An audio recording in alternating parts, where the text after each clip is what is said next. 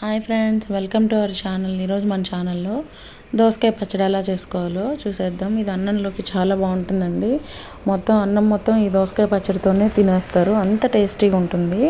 సింపుల్గా కూడా ఉంటుంది. ఒకసారి ఎలా చేసుకోవాలో చూసేద్దాము. ముందు ఒక దోసకాయకి నేను ఒక 15 పచ్చిమిర్చి తీసుకొని అలా ఆయిల్లో ఫ్రై చేసుకొని, కొంచెం ఫ్రై అయ్యాక ఒక స్పూన్ మినపప్పు, ఒక స్పూన్ పచ్చెనగపప్పు, కొంచెం అవి వేపుకున్న తర్వాత అవి ఫ్రై అయ్యాక ఒక స్పూన్ ధనియాలు, ఒక స్పూన్ జీలకర్ర, ఒక 3 స్పూన్లు పల్లీలు వేసేసుకొని వేపేసుకున్నాను.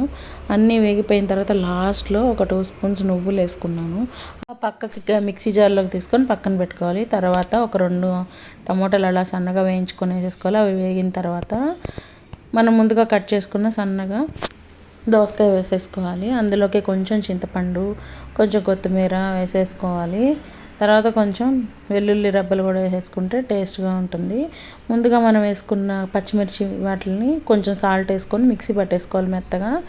తర్వాత ఈ టమోటా మిశ్రమాన్ని కూడా అందులో వేసేసుకొని మిక్సీ పట్టేసుకోవాలి కచ్చపచ్చిగా. తర్వాత వేరే ప్యాన్ తీసుకొని ఆయిల్ వేసుకొని పోపు దినుసులు వేసేసుకోవాలి.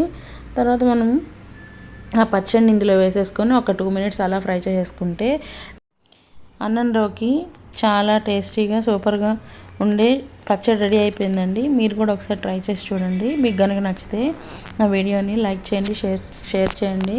ఎవరైనా సబ్స్క్రైబ్ చేసుకోకపోతే సబ్స్క్రైబ్ చేయండి. Thank you for watching.